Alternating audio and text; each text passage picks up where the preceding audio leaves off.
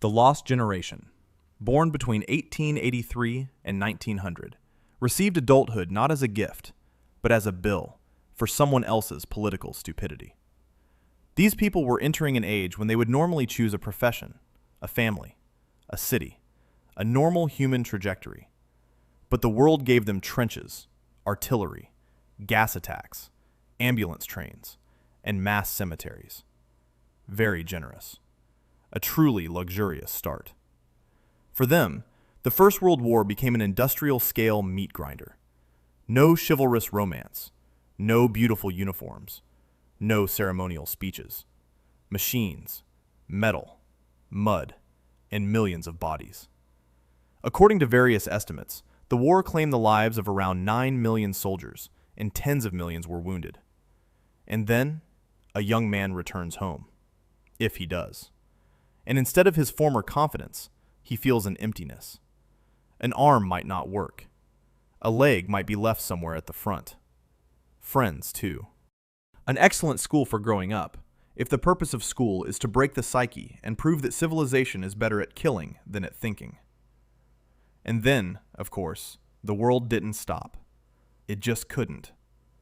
In 1918, the influenza pandemic struck, often called the Spanish flu. It killed, by modern estimates, at least 50 million people worldwide. So, people were just beginning to emerge from the war, and nature quietly added a new layer of horror.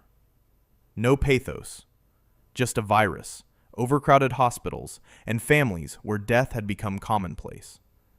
One day, one person coughs. A few days later, they're gone. And all this after a war that should have been considered the height of human madness. Naive.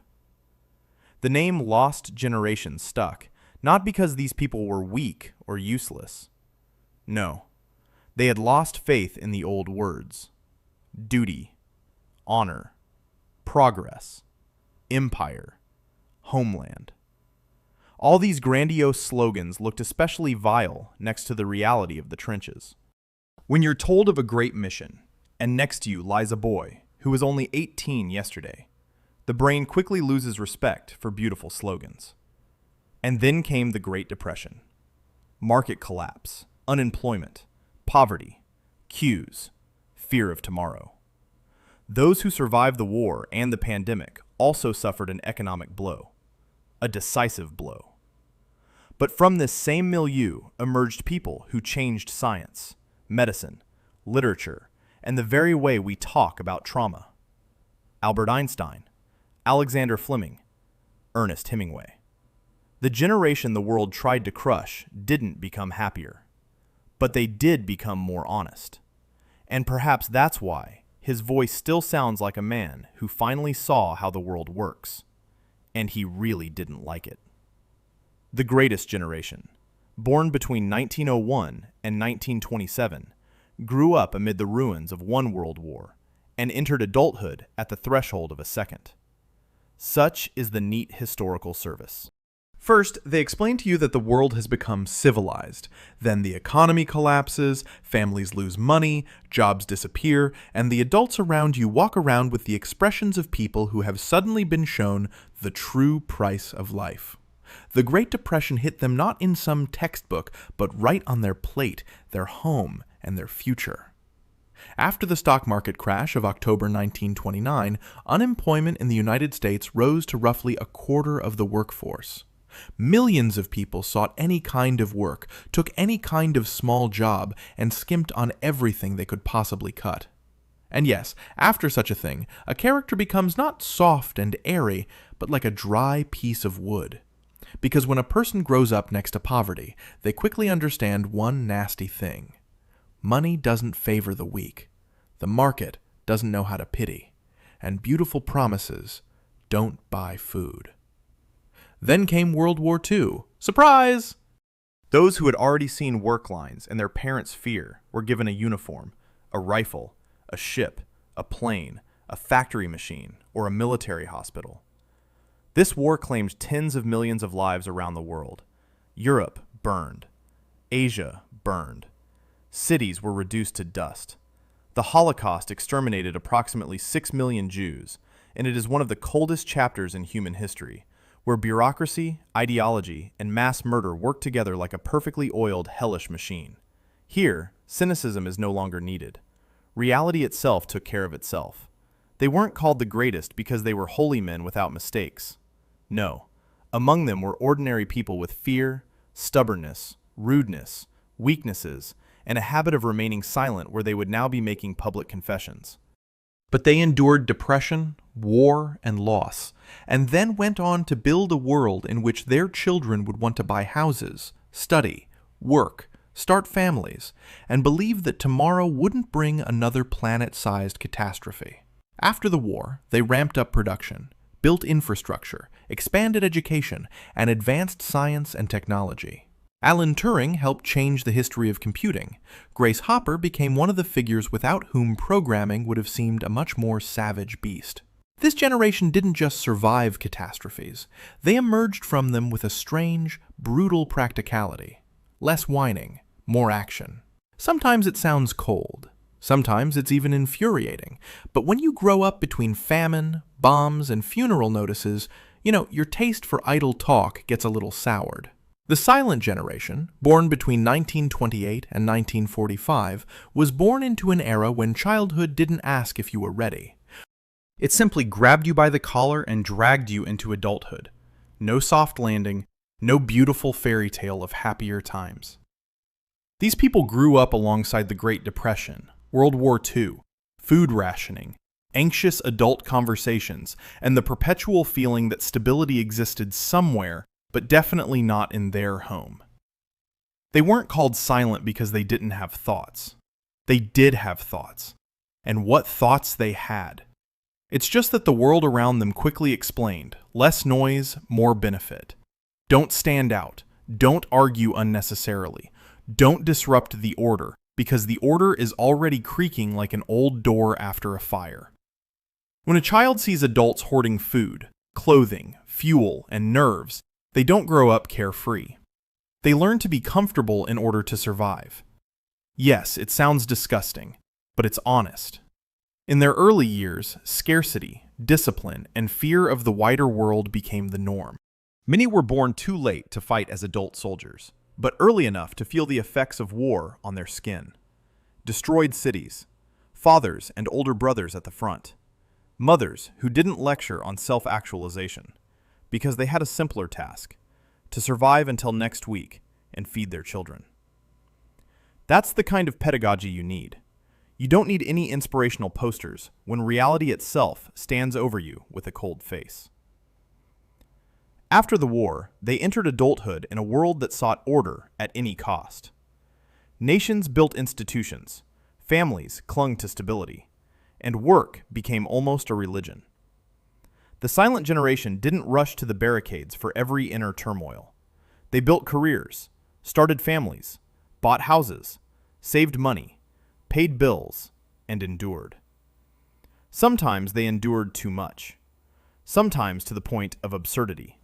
But if you've been taught since childhood that an unnecessary complaint doesn't change anything and only irritates those around you, you don't suddenly start talking like a hero from a psychology seminar.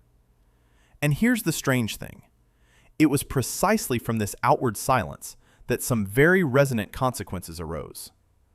This generation became the backbone of the post-war bureaucracy, corporations, science, education, medicine, and politics. They didn't always shout about change, but they often managed the mechanisms that kept the world running.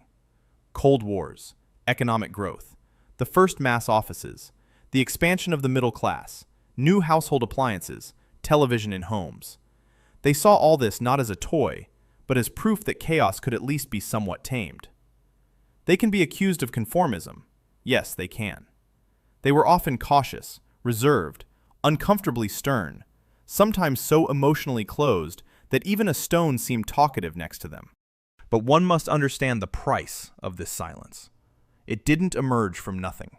It was nurtured by crisis, war, and the habit of not asking too much of a world that had already demonstrated several times that it could take away absolutely everything. Baby boomers, born between 1946 and 1964, emerged as the world emerged from World War II and suddenly decided to reproduce with the enthusiasm of people who had been shown death for too long. Soldiers returned home. Economies began to revive. Families once again began to believe that tomorrow might not bring a funeral, a bombing, or an empty plate. And so the population explosion began. Loud, massive, very human. Their name is as straightforward as it gets. Baby boomers, because so many children were being born. So many. Tens of millions of people were born in the United States during the post-war boom, and a similar wave swept through many countries that had survived war and Reconstruction. Hospitals, schools, baby products, new neighborhoods, mass housing, all of it began to grow, like an organism suddenly nourished after a long famine. Nations were building the future. Parents bought appliances, cars, houses, insurance, textbooks, and a belief in stability. Yes, people decided that history had become respectable again. A ridiculous self-confidence, of course. Baby boomers grew up during an era of economic growth, an expanding middle class, and mass consumption. Television became the home's window to the world. Advertising taught people to want more. A refrigerator, a washing machine, a personal car, a separate room for a child. All of these were transformed from luxuries into a sign of normal life. After years of war, such everyday satiety seemed almost miraculous. Although, in essence, humanity had simply changed its regime. First, it destroyed cities en masse, then it bought sofas en masse. A very mature look, to be sure. But baby boomers didn't grow up simply as obedient children of comfort.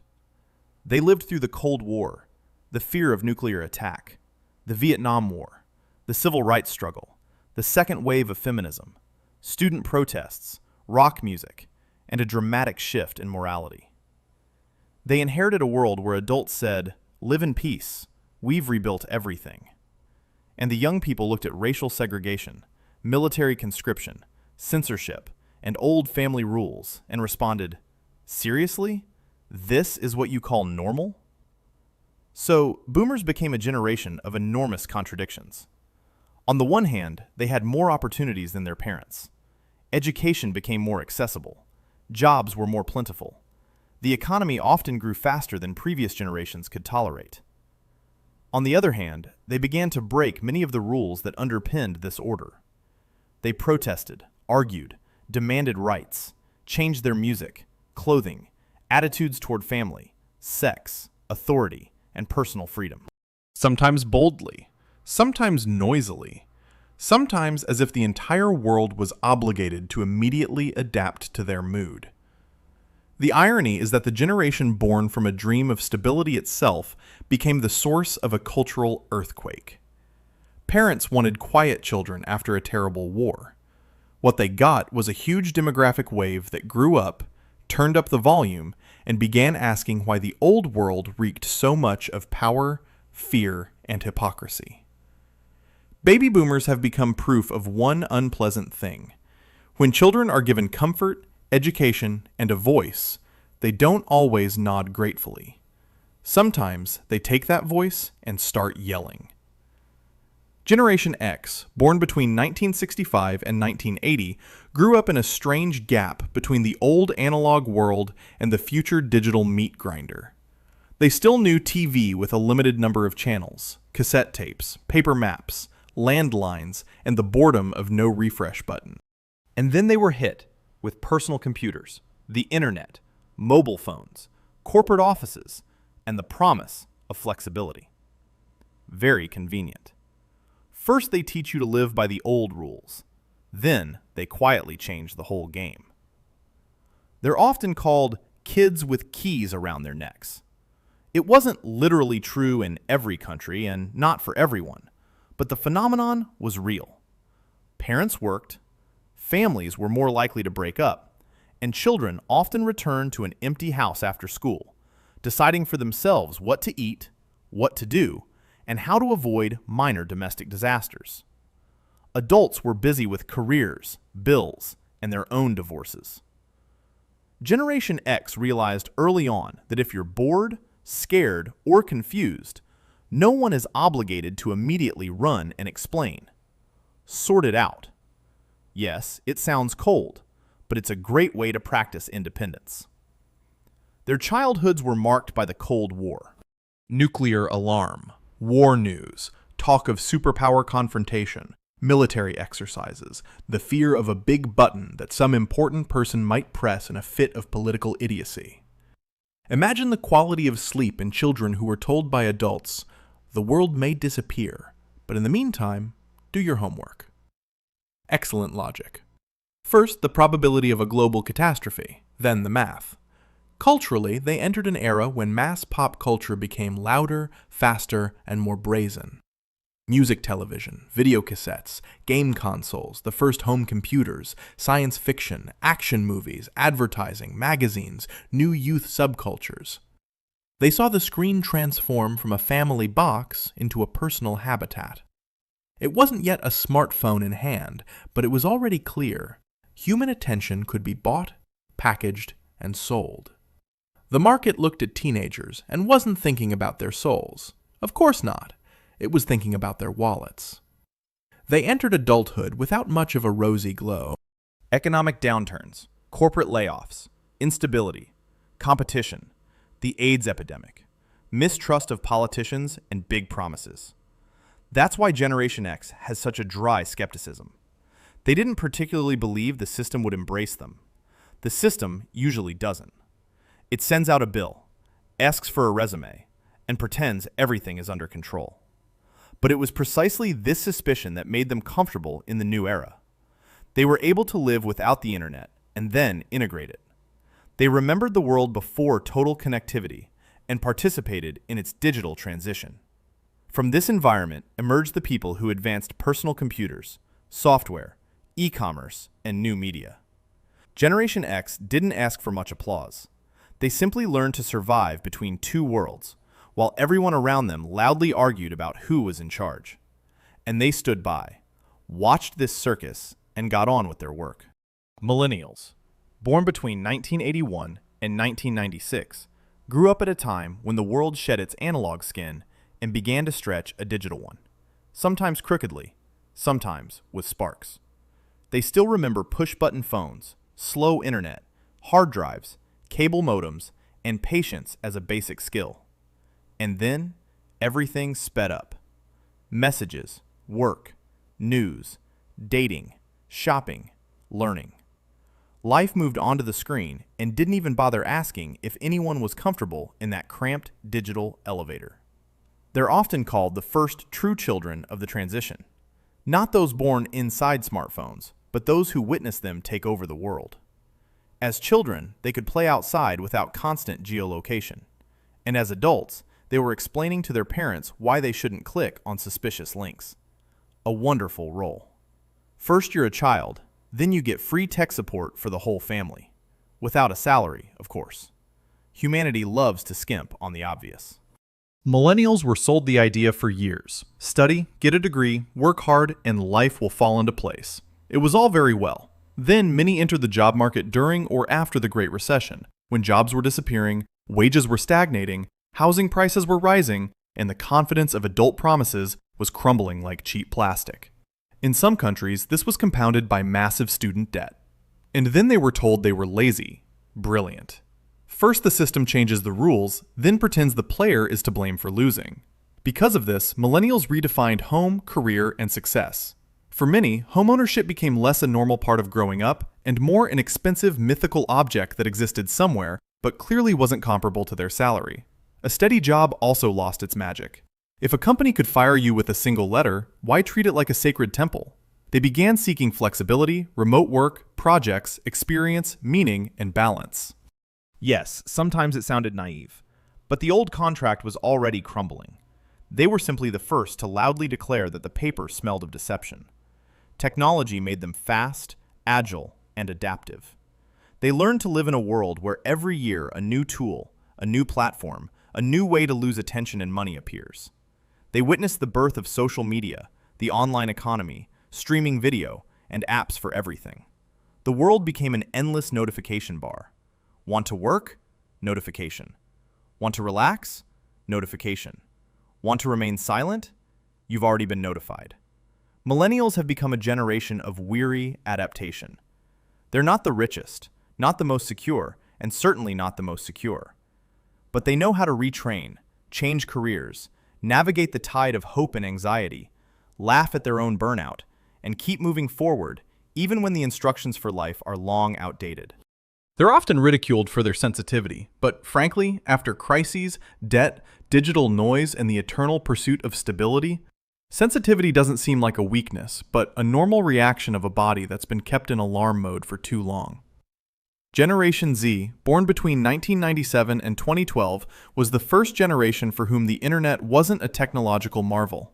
It was air, an ordinary environment, as natural as electricity in the wall or a screen in your hand. They grew up surrounded by smartphones, search engines, social media, online video, and an endless feed that devours attention more calmly than an industrial machine devours metal. Their childhoods coincided with the aftermath of the terrorist attacks of the early 2000s, the financial crisis, political unrest, climate change talk, the pandemic, remote learning, and constant digital surveillance, which everyone somehow called a convenience. It's very sweet. Previously, a child could do something stupid and 5 people would know about it.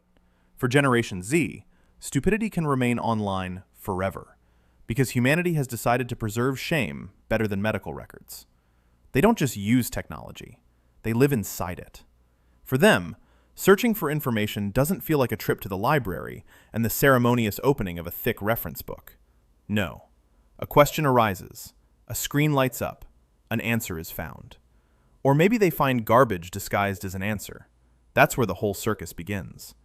Generation Z learns from an early age to distinguish fact from noise, an expert from a clown with a fancy microphone, news from clickbait. And yes, it doesn't always work. And who always succeeds? Adults who massively forward fake news with the face of a prophet? Of course. Social media has made them fast-paced, visual, and mercilessly sensitive to falsehood. They recognize in seconds when they're being sold empty space in a pretty package.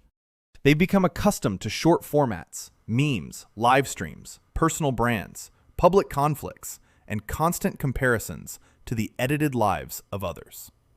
Naturally, their psyches don't applaud. Anxiety, burnout, loneliness, and self-esteem issues have become part of everyday conversation for them, not just rare words from a therapist's office. It's a bit grim. But at least they don't pretend that their psyches must rot silently for the sake of appearances. Generation Z is often called lazy, absent-minded, and overly demanding. It's a convenient complaint, especially from a world that first gave them an unstable economy, high living costs, climate change, digital dependence, and a labor market with a perpetual demand to be young, experienced, flexible, and preferably unpaid.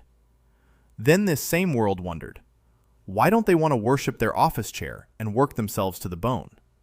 It's the mystery of the century, of course. But they possess a strength that their elders often underestimate. They learn quickly, easily switch between formats, and see global problems without the usual barriers between countries and cultures. For them, someone else's pain can appear on screen seconds after the event. This makes them tired, angry, sometimes harsh, but also more attentive to injustice, the environment, mental health, discrimination, and the human right not to be crushed by the system simply because that's how it was before. Generation Z grew up in a world that promised too much and explained too little. So they don't particularly trust authorities at their word. They want meaning, transparency, and normal human interaction, not a golden throne. Just less lies. Apparently, this is still an indecently high bar for civilization. Generation Alpha, born from 2010 onward, was the first generation to enter life after the smartphone had finally ceased being a device and transformed into a household item. A screen wasn't a big deal for them. It simply existed, like light, water, furniture, and a voice assistant that, for some reason, responds to a child more calmly than half the adults on the planet. These children are growing up in a world where tablets often appear before full-fledged handwriting, and video instructions sometimes replace live explanations. Toys talk, watches count steps, speakers listen to commands. Doors, lamps, cameras, refrigerators, classrooms, payments, entertainment, everything has become smart. Well, at least that's what it says on the box. In practice, a smart object is often defined as one that's simply connected to the internet and given the power to modify itself via an app. From an early age, Generation Alpha views artificial intelligence not as science fiction, but as a normal tool. It writes texts, generates images, suggests answers, sorts music, recommends videos, and quietly decides what the child will see next. Beautiful? Yes. Creepy? Also yes. Because at least adults used to understand what they were showing their children. Now, part of that upbringing has been taken over by an algorithm, and an algorithm doesn't like children. It prefers to hold their attention. It's like a faceless, conscienceless nanny. Their education is also changing on the fly. Online lessons, digital platforms, interactive assignments, educational apps, virtual classrooms. After the pandemic, many children realized very early on that school could suddenly move to a screen, and the home could turn into a classroom, office, playroom, and a small family nerve center all at once. For adults, this was a shock. For them, it's part of childhood. Unpleasant, strange, but real. Generation Alpha is growing up amid constant conversations about climate change, automation, neural networks, robots, cybersecurity, mental health, and the future of work. They don't yet have a full adult voice, but the world is already shoveling a continent-sized list of problems at them. What a gift! Grab a tablet, kid, and get ready to live in an economy where professions change faster than textbooks can pretend to be relevant. They are often described as the most technologically advanced children in history. It sounds impressive, but it conceals a dirtier truth. They will be the first people who will have to learn from childhood to protect their attention, data, psyche, and reality from digital noise. Not just to use technology, resist it. Choose between knowledge and glittery junk. A friend and a commercial avatar. Help and a click trap. Generation Alpha is still in its infancy, and one thing is already clear. They won't be like their elders. They'll be quicker at working with screens, more relaxed about artificial intelligence, more receptive to boring formats, and less tolerant of a world that demands they sit quietly just because that's how it was before. And if adults see this as spoiled, perhaps they're simply uncomfortable with the sight of children who, from birth, live in the future, not in a museum-like version of the past.